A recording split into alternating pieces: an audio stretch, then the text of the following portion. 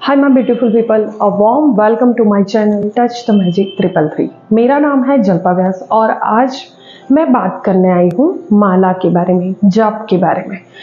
जैसे हम सबको पता है कि अभी चैत्री नवरात्र की शुरुआत हो चुकी है, तो बहुत सारे लोग अपना नाम जप करते होंगे या फिर देवी के नाम की माला करते होंगे, देवी का पूजन करते होंगे, और बहुत सारे लोग ऐसे भी होंगे जो रेगुलर में माला करते हैं, रेगुलर में नाम जप करते हैं। तो एक्चुअली करने की उसकी विधि क्या है, या माला कैसे पकड़ी जाती है, कैसे यूज़ की जाती है।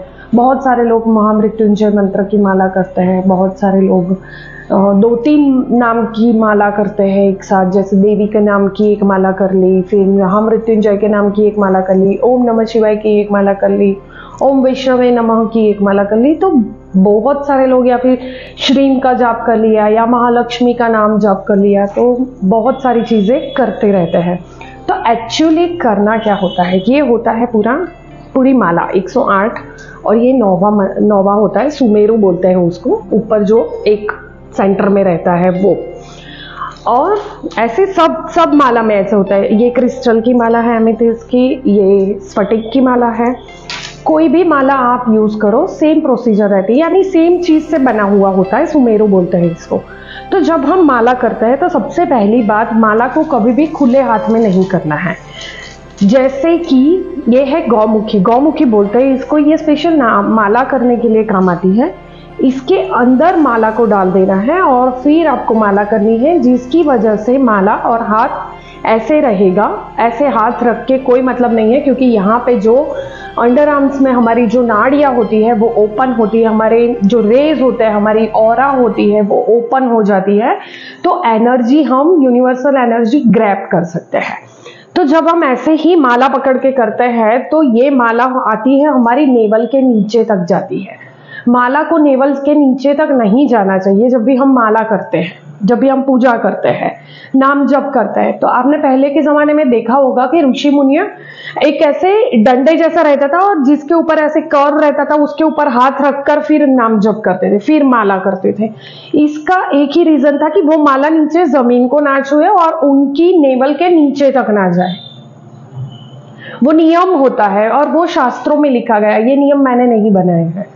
तो ऐसे नाम जप करना चाहिए। सबसे पहली बात कि आपको हाथ ऐसे ओपन रखना है और फिर नाम जप करना है।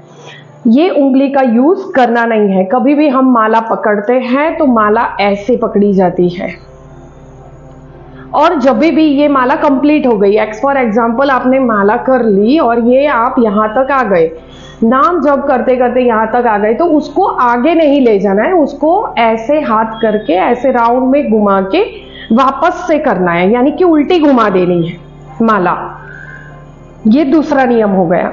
बहुत सारी ऐसी गौमुखी रेडीमेड आती है कि जिसके जैसे हमने यहाँ से हाथ डाला, हमने यहाँ से जैसे हाथ डाला, अंदर माला रहेगी, तो यहाँ पर एक होल आता है, तो जिसमें से आपकी मेन फिंगर, इंडेक्स फिंगर आपकी बाहर आ जाएगी।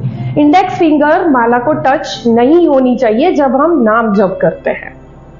माला को कभी भी जमीन पे नहीं रखना है, क्योंकि ग्रेविटेशनल फोर्स होता है, जो मैग्नेटिक लेयर होता है अर्थ का, वो हमारी माला की शक्ति, जो भी हम नाम जप करते हैं तो उसमें माला में एक एनर्जी कंज्यूम होती है अपनी, और माला की एनर्जी मैच होती है, सिंक होती है, और फिर वो हमें रिजल्ट देती है नाम जप का।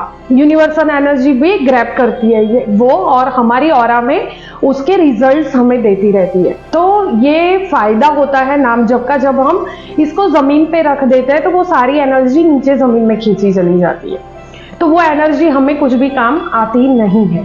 तो ये एक और नियम हो गया।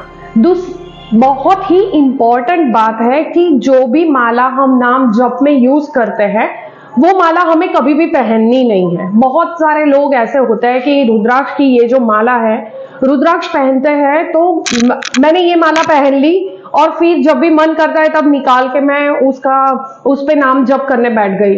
तो ये कभी भी नहीं करना है। हमारी पहनने की माला अलग रहती है और जो नाम जप करते हैं वो माला अलग रहती है।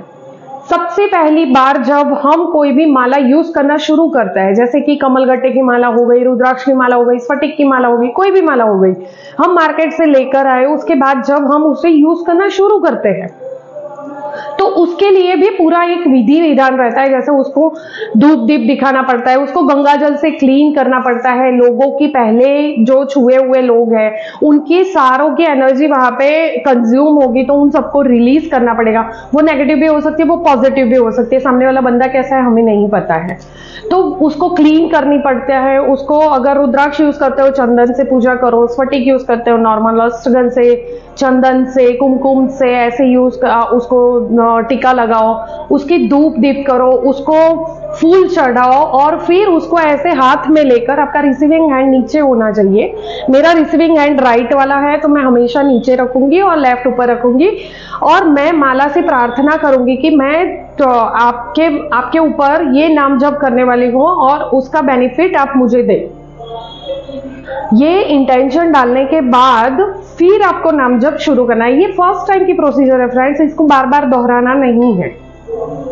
तो ये उसके नियम है, आप नियम के अनुसार कभी भी माला करोगे तो उसके बहुत सारे फल मिलेंगे। महापुराण में ये तक कहा गया है कि अगर आप 1.25 लाख जप कर लेते हैं, नहीं पूरे साल एक माला पे अगर आपने महामृत्युंजय का मंत्र का जाप किया है और फिर 1 साल बाद आप उस माला को अपने नहाने के पानी में बाल्टी में डाल दीजिए, 10-15 मिनट छोड़ दीजिए और फिर उस पानी से नहाए, तो आपकी बहुत सारी बीमारियां ऐसे ही खत्म हो जाएगी, क्योंकि वो माला एनर्जाइज हो चुकी है। वो माला आपके मंत्रों की शक्ति से ऑलरेडी एनर्जाइज हो चुकी है और उसका बेनिफिट फिर आपको मिल रहा है। तो आप ये तक कर सकते हो।